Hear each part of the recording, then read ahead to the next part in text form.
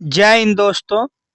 आपके अपने परिवार द शिवा एकेडमी में मैं आप सभी का स्वागत करता हूं। दोस्तों, बीपीएससी शिक्षक भर्ती टीआरई 3.0 से संबंधित दोस्तों मैं आप लोग के सामने जीके और जीएस के महत्वपूर्ण प्रश्नों को लेकर आता हूं दोस्तों, जिसका आज पार्ट 10 है। यदि आप लोगों ने बाकी पार्ट को नहीं देखा है तो जाकर उसे अवश्य देख लें। चैनल पे नए हैं तो चैनल को सब्सक्राइब कर लें दोस्तों, बेल आइकन की घंटी को प्रेस कर लें तथा हमारे इस सेशन को ज़्यादा से ज़्यादा शेयर करें। तो आइए दोस्तों, चलते हैं आज के अपने पहले प्रश्न पर। आज का हमारा पहला प्रश्न होगा दोस्तों,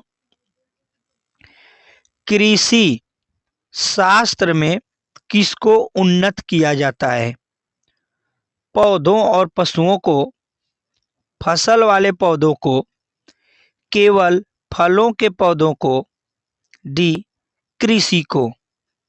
तो पहले का हो जाएगा दोस्तों आंसर ए, पौधे और पशुओं को उन्नत किया जाता है दोस्तों कृषि शास्त्र में। आगे देख लेते हैं अगला प्रश्न। प्रश्न नंबर 2, सघन खेती का संबंध किससे है? श्रम के सघन उपयोग से उपज, उर्वरक के सघन उपयोग से उपज, आयातित निवेशों के बड़े पैमाने पर उपयोग द्वारा उपज बढ़ाना, डी कह रहा है मौजूद भूमि के सघन उपयोग से उपज बढ़ाना। तो दूसरे का हो जाएगा मेरे दोस्तों डी, मौजूदा भूमि के सघन उपयोग से उपज बढ़ाना सघन खेती का संबंध है। आगे देखते हैं प्रश्न नंबर 3, ट्रक फार्मिंग क्या है? व्यापारिक स्तर पर सब्जियों की कृषि है, व्यापारिक स्तर पर फलों की कृषि, व्यापारिक स्तर पर स्कूलों, व्यापारिक स्तर पर दोस्तों फूलों की कृषि है, डी कह रहा है भारी संख्या में ट्रक संचालन है। तो तीसरे का हो जाएगा दोस्तों ए हो जाएगा व्यापारिक स्तर पर सब्जियों की कृषि ट्रक फार्मिंग कहलाती है। अगला देख लेते हैं प्रश्न नंबर 4, फ्लोरिकल्चर के अंतर्गत किसका अध्ययन किया जाता है? फलों का, सब्जियों का, वनों का, फूलों का? तो चौथे का हो जाएगा दोस्तों डी, फ्लोरिकल्चर में फूलों का अध्ययन किया जाता है। आगे देख लेते हैं प्रश्न नंबर 5, पोमोलॉजी के अंतर्गत किसका अध्ययन किया जाता है? फलों का, फूलों का, साग सब्जियों का, वनों का? तो पांचवें का हो जाएगा दोस्तों ए, फलों का अध्ययन किया जाता है, उसको कहते हैं पोमोलॉजी कहते हैं दोस्तों। अगला प्रश्न देखते हैं प्रश्न नंबर 6, प्रश्न है दोस्तों, ओलरीकल्चर शब्द का संबंध किससे है? सब्जी विज्ञान से, पुष्प विज्ञान से, फसल विज्ञान से, फल विज्ञान से? तो छठे का हो जाएगा दोस्तों ओलरीकल्चर सब्जी विज्ञान से संबंधित है। आगे देखते हैं प्रश्न नंबर 7, सिल्वी कल्चर के अंतर्गत किसका अध्ययन किया जाता है? फलों का, फूलों का, साग सब्जियों का, वनों का? तो 7 का हो जाएगा दोस्तों डी, वनों का अध्ययन किया जाता है सिल्वी कल्चर के अंतर्गत, याद रखिएगा। आगे देख लेते हैं प्रश्न नंबर 8, प्रश्न है दोस्तों, मोनोकल्चर एक विशिष्ट लक्षण है स्थानांतरित कृषि व्यवस्था का, आजीविका कृषि का, व्यापारिक अनाज की कृषि का, डी कह रहा है विशिष्ट बागवानी का। तो 8 का हो जाएगा दोस्तों ए मोनोकल्चर एक एक दोस्तों स्थानांतरित कृषि व्यवस्था का विशिष्ट लक्षण है। आगे देख लेते हैं प्रश्न नंबर 9। मृदा के अध्ययन का उल्लेख करने के लिए प्रयुक्त शब्द क्या है? भूमि विज्ञान, भूगर्भ शास्त्र, डॉक्सोलॉजी, पारिस्थितिकी। तो 9 का हो जाएगा दोस्तों ए भूमि विज्ञान मृदा के अध्ययन का उल्लेख करने का एक बहुत ही प्रयुक्त शब्द है दोस्तों। आगे देखते हैं प्रश्न नंबर 10। मृदा से संबंधित विज्ञान क्या कहलाता है? मृदा विज्ञान, शिक्षा शास्त्र, पारिस्थितिकी, पोमोलॉजी। तो 10 का हो जाएगा दोस्तों मृदा से संबंधित विज्ञान को मृदा विज्ञान कहते हैं। आगे चलते हैं प्रश्न नंबर 11। जीवित चीजों पर मुदा जीवित चीजों के मुदा के प्रभाव का अध्ययन, मुदा नहीं दोस्तों मृदा के प्रभाव का अध्ययन मृदा विज्ञान की किस शाखा के अंतर्गत किया जाता है? Andrology, edaphology, agrobiology, desmology. 11 का हो जाएगा मेरे दोस्तों बी एडाफोलॉजी कहा जाता है। जीवित चीजों पर मृदा के अध्ययन जो होता है दोस्तों मृदा विज्ञान के शाखा के अंतर्गत एडाफोलॉजी कहलाता है। आगे चलते हैं प्रश्न नंबर 12। भारतीय कृषि अनुसंधान समिति ने भारतीय मिट्टी को कितने वर्गों में विभाजित किया है? 4, 6, 8, 11। 12 का हो जाएगा दोस्तों। तो मृदा को दोस्तों भारतीय कृषि अनुसंधान ने 8 भागों में बांटा हुआ है। सी इसका सही हो जाएगा। अगला प्रश्न प्रश्न नंबर 13। नूतन जलोढ़ मिट्टी किस नाम से जानी जाती है?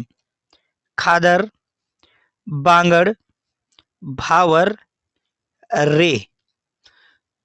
इसका हो जाएगा दोस्तों नूतन जलोढ़ मृदा को खादर मृदा भी कहते हैं दोस्तों, याद रखिएगा।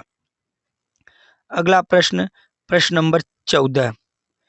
काली मिट्टी का काला रंग किसकी उपस्थिति के कारण होता है? कार्बनिक पदार्थ, गोबर की खाद, टिटनी, फेरस, मैग्नेटाइट एवं ह्यूमस, या डी क्या है दोस्तों ह्यूमस। तो 14 का हो जाएगा सी टेटनी, फेरस, मैग्नेटाइट एवं ह्यूमस के कारण दोस्तों काली मिट्टी का काला रंग होता है दोस्तों। आगे देख लेते हैं अगला प्रश्न। किस मिट्टी में अधिक समय तक आर्द्रता बनाए रखने की क्षमता होती है? लाल मिट्टी, काली मिट्टी, जलोढ़ मिट्टी, लेटेराइट मिट्टी। तो 15 का हो जाएगा दोस्तों बी काली मिट्टी। इसमें सबसे अधिक देर तक आर्द्रता बनाए रखने की क्षमता होती है। अगला प्रश्न प्रश्न नंबर 16। किस मिट्टी में कृषि के लिए सिंचाई की आवश्यकता नहीं पड़ती? काली मिट्टी, लाल मिट्टी, जलोढ़ मिट्टी, लेटेराइट मिट्टी। तो 16 का हो जाएगा मेरे दोस्तों ए काली मिट्टी में सिंचाई की आवश्यकता नहीं होती है। अगला प्रश्न प्रश्न नंबर 17। किस मिट्टी का स्थानीय नाम रेगुर है? रेगुर है दोस्तों, बताइए। लाल मिट्टी, काली मिट्टी, लेटेराइट मिट्टी, जलोढ़ मिट्टी। तो इसका हो जाएगा दोस्तों बी काली मिट्टी को रेगुर मिट्टी के नाम से भी जानते हैं। अगला प्रश्न प्रश्न नंबर 18। मूंगफली की खेती के लिए कौन सी मिट्टी उपयुक्त होती है? उपयुक्त होती है दोस्तों, यह गलत है, उपयुक्त पूछा है। काली मिट्टी, लाल मिट्टी, लेटेराइट मिट्टी, जलोढ़ मिट्टी। तो 18 का हो जाएगा दोस्तों ए, काली मिट्टी। मूंगफली के लिए कौन सी मिट्टी की आवश्यकता होती है दोस्तों? तो यह होती है काली मिट्टी। आगे देख लेते हैं प्रश्न नंबर 19। कपास की खेती के लिए इन सभी में से सर्वाधिक उपयुक्त मिट्टी कौन सी है? लेटेराइट, लाल मिट्टी, काली मिट्टी, जलोढ़ मिट्टी। तो कपास के लिए जो दोस्तों होती है वह काली मिट्टी बहुत ही उपयुक्त होती है। अगला प्रश्न, प्रश्न नंबर 20। कृषि शास्त्र में किसको उन्नत किया जाता है? पौधों और पशुओं को, फसल वाले पौधों को, केवल फलों के पौधों को, डी कृषि को। तो इसका हो जाएगा ए दोस्तों। यह प्रश्न रिपीट है तो 20 का क्या हो जाएगा दोस्तों? ए हो जाएगा, पौधों और पशुओं को। अगला प्रश्न, सघन खेती का संबंध किससे है? श्रम के सघन उपयोग से उपज, उर्वरक के सघन उपयोग से उपज, आयातित निवेशों के बड़े पैमाने पर उद्योग द्वारा उपज बढ़ाना, मौजूदा भूमि के सघन उपयोग से उपज बढ़ाना। तो 21 का हो जाएगा दोस्तों डी। ए वाला भी प्रश्न दोस्तों रिपीट है तो 20वां और 21वां प्रश्न दोस्तों 2 बार टाइपिंग हो गया है। यह टाइपिंग एरर है दोस्तों, फिर भी हम आगे देखते हैं। अगला प्रश्न दोस्तों, बीजों के अंकुरण में कौन सा कारक महत्वपूर्ण नहीं है? नहीं पूछ रहा है दोस्तों। हवा, नमी, उपयुक्त तापमान, सूर्य की रोशनी। तो 22 का हो जाएगा दोस्तों कि बीजों के अंकुरण में हमें सूर्य की रोशनी की कोई जरूरत नहीं होती है दोस्तों, क्योंकि जो बीज होती है पहले मिट्टी के कहाँ होती है? अंदर होती है दोस्तों, दबी होती है। तो इसमें सूर्य की रोशनी पहले जरूरी नहीं है। बाकी हवा चाहिए, नमी चाहिए और तापमान रहेगा बीजों के अंकुरण में। आगे देखते हैं अगला प्रश्न, खरीफ की फसल कब बोई जाती है? जून जुलाई में, अक्टूबर नवंबर में, मार्च अप्रैल में, नवंबर दिसंबर में। तो 23 का हो जाएगा मेरे दोस्तों ये इसका ए, जून और जुलाई में खरीफ की फसल बोई जाती है। अगला प्रश्न, प्रश्न नंबर 24। रबी की फसल कब बोई जाती है? मार्च अप्रैल में, नवंबर दिसंबर में, जून जुलाई में, अक्टूबर नवंबर में। तो 24 का हो जाएगा दोस्तों डी। रबी की फसल कब बोई जाती है? तो यह बोई जाती है अक्टूबर और नवंबर महीने में। अगला प्रश्न, शीतकालीन फसल ऋतु को भारत में किस नाम से जाना जाता है? रबी, शीतल, खरीफ, पोडू। तो इसका हो जाएगा मेरे दोस्तों ए। रबी की फसल को दोस्तों शीतकालीन फसल ऋतु के नाम से भी भारत में जाना जाता है। अगला प्रश्न, भारतीय कृषि में जुलाई से अक्टूबर तक की अवधि को क्या कहते हैं? रबी का मौसम, खरीफ का मौसम, खरीफ पूर्व का मौसम या मंदी का मौसम। तो 26 का हो जाएगा मेरे दोस्तों बी, खरीफ का मौसम कहते हैं दोस्तों जुलाई से अक्टूबर तक की अवधि को, याद रखिएगा। आगे देख लेते हैं, खरीफ की फसल काटी जाती है मार्च में, जून के प्रारंभ में, नवंबर के प्रारंभ में या दिसंबर में काटी जाती है। तो दोस्तों बता दूं आपको कि खरीफ की फसल दोस्तों नवंबर के प्रारंभ में काटी जाती है। अगला प्रश्न, प्रश्न नंबर 28। एम्पीयर मात्रक है, किसका मात्रक है दोस्तों? एम्पीयर प्रकाश की तीव्रता, विद्युत आवेश का, विद्युत धारा का चुंबकीय क्षेत्र का। तो दोस्तों एम्पियर किसका मात्रक है? तो यह विद्युत धारा का मात्रक है। इसका सी सही हो जाएगा।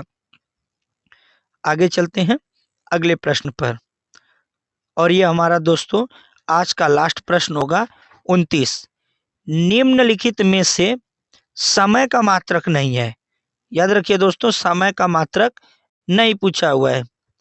अधिवर्ष, चंद्रमा, प्रकाश वर्ष, इनमें से कोई नहीं। तो इसका हो जाएगा दोस्तों, समय का जो मात्रक है वो प्रकाश वर्ष नहीं है। सी इसका सही हो जाएगा। याद रखिएगा, नहीं पूछा हुआ है। तो यह रहे दोस्तों आज के हमारे 29 प्रश्न। और आपका स्कोर कितना रहा दोस्तों, यह हमें आप कमेंट कर जरूर बताइएगा। चैनल पे नए हैं तो चैनल को सब्सक्राइब करना ना भूले दोस्तों, और हमारे इस सेशन को ज़्यादा से ज़्यादा शेयर करें। मिलते हैं अगली वीडियो में, तब तक के लिए धन्यवाद। जय हिंद।